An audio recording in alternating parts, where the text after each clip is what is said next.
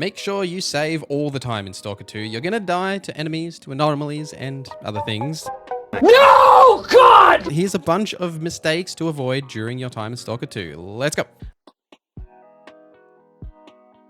Let me know any tips you have in the comments. We'll start with what to bring on your journey, as there is very limited fast travel in Stalker 2, so you're going to spend a lot of time just walking around, and you definitely want to make sure you're well equipped for those journeys. And generally speaking, I would say the best setup is to have some sort of long or mid-range rifle that has both auto and single fire. Highly recommend single fire, by the way, as it forces you to line up those shots. Headshots do significantly more damage, and it's much better to save that ammunition than just like spray and pray. And a close range shotgun, which is fantastic for dealing with all the creatures that are just going to run at your face. You'll also always have your pistol, which is Skiff's pistol, which weighs barely anything and is always great to keep stocked up with ammo, as the ammo is quite light, and you always got that to fall back on. And then you want to make sure you've got both meds and bandages, because you need bandages if you are bleeding, and meds just for your overall health. And then vodka is fantastic to remove your radiation.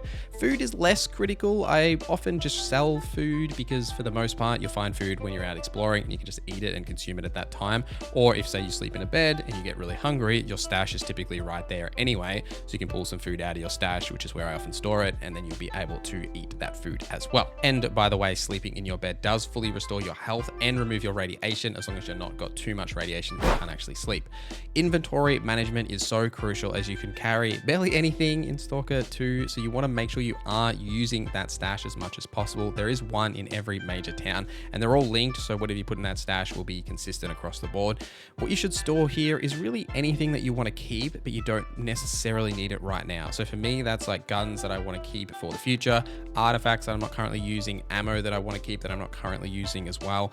Also, when you are out exploring, make sure you unload any guns that you leave on the ground, because those extra couple of bullets you can get can actually be quite beneficial to you. Now, something to note when you are considering what to take with you out in the world as well is that red durability guns can't be sold, but yellow and obviously full durability guns can be sold. So if you do find yellow weapons that you do want to take with you just to sell, definitely worth doing, as they can be sold for quite a lot. I wouldn't stock up too much until you're on your way back to camp, and then you consider actually loading yourself up with as much gear as possible so you can sell as much of that. A quick tip for ammo is that there are multiple ammo types. So something you might not notice is wondering why same ammo types aren't actually stacking. Typically that is because they are of different types, like say armor piercing rounds or regular rounds. But the best tip for storing and saving as much ammo as possible is just don't shoot anything and run any creatures or enemies into other stalkers. That will then help you out in the open world. It definitely helps. Like if you are surrounded by creatures, if there's some stalkers nearby that you know that are going to back you up, run those creatures into them and then just stand there and let them kill them for you. And then you can loot the corpses if any of the stalkers die as well. So there are anomalies everywhere, and the best way to survive them is to throw your nuts at them and trigger their effects, and then wait and see how long it takes for them to respawn, especially if there's sort of a gauntlet in front of you where you're going to need to destroy multiple. Typically, you've got about 5 seconds. Each anomaly does something slightly different. The main ones you'll run into early game are the warp fields that'll teleport you around, the electricity fields, and the fire traps. There are others, but I'll leave you for them to discover. But I do recommend that you spend that time figuring out the best path before you just like head on charge into these areas. Now, also when you're looking at the map and just generally exploring as well, you'll come across these anomaly areas. These areas typically contain an artifact. If you're not sure if there's an artifact there, if you pull out your scanner, it'll definitely tell you straight away. Now, each artifacts have passive buffs and debuffs that are worth equipping, but often not yet. So firstly, the best way to find the artifacts is to quick save and then brute force your way through the anomaly field, find out where that artifact is actually located, and then die if you do die. And then when you reload that save, you can then plan like a more safe trip to where that artifact is, just so you're not like running around the anomaly field like a headless chicken. Now, what I mean by not equipping them yet, especially the early game artifacts, is that they actually give you, a lot of them give you passive radiation. And if you're dumb like me, you might just equip these artifacts because say you want extra carry weight, right? Who doesn't want that? Without realizing that it's just going to passively give you radiation. There are artifacts and other ways to prevent that radiation damage, but in the early game, that radiation can be quite annoying, especially the screen effect. That's like the worst thing for me. So it's definitely worthwhile just considering what artifacts you're equipping and checking and reading what those negative effects are. Not all of them have them, but it is worth pointing out. Upgrading your gear is usually important to your overall success, except wasting those resources on weapons or gear you're not actually going to use for a long period of time.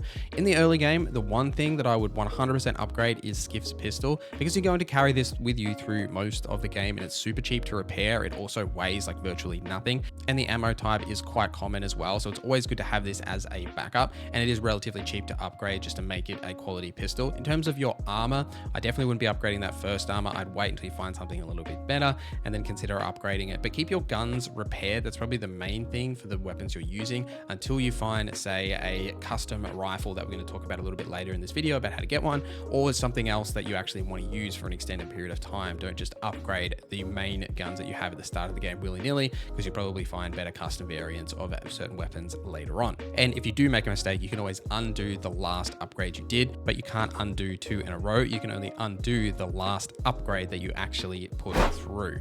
Exploring is super critical to your success, because gear, weapons, meds, artifacts, majority of your overall like character progression and development comes from finding or buying better gear as you develop your character and explore further away from the initial lesser zone. One thing you always want to look out for is this house symbol when exploring, as it usually means there's something good hidden in that hideout. Could be new armor, it could be a weapon, could be something, but there's always something hidden down there, or just general meds that you'll want to take with you, and then always consider grabbing as much stuff as you possibly can to then take it back to the camp with you to sell that gear, to then eventually buy better gear rather than finding it out in the world. Now, I did mention earlier in this video that you can get a custom modded AR-15 pretty early in the game, which is a absolutely incredible weapon to get at the start of the game that already has some upgrades on it. Now, to get this weapon, there's a particular side quest you need to do in a certain way, but I wanted to use this as an example, as quick saving and saving in general, we've touched on a couple of times in this video, is great if you want to see the different outcomes to quests as well.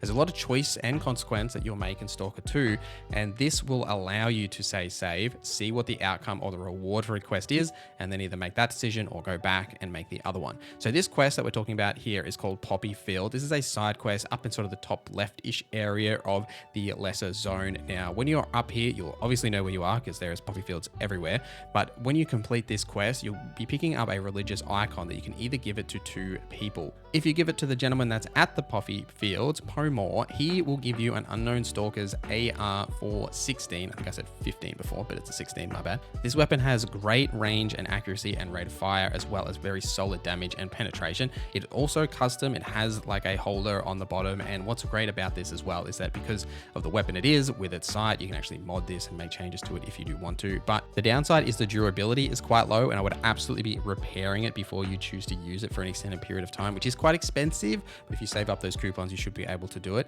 Now, the alternative is if you take this all the way back to Matei, the original guy that gave you this quest, he'll just give you 1,000 coupons, and that's it. You don't get the rifle, you just get 1,000 coupons. Now, fun fact, what you can do is give the icon to Pomor. He'll give you the AR-16, and then you can kill him and you can get the icon back and then go give it to Matei and get those 1,000 coupons anyway. So there's multiple options and ways you can complete side quests and main quests as well. So really think about the choices you are making. Don't be afraid to save and see what an outcome leads to, and then go back and reload that save, as I think that's one of the funnest things about Stalker 2. But let me know your thoughts in the comments down below, any tips that you have. Thank you guys for watching this video till the end. Thank you to our members for supporting the channel. My name is Norza, and I hope you have a great day.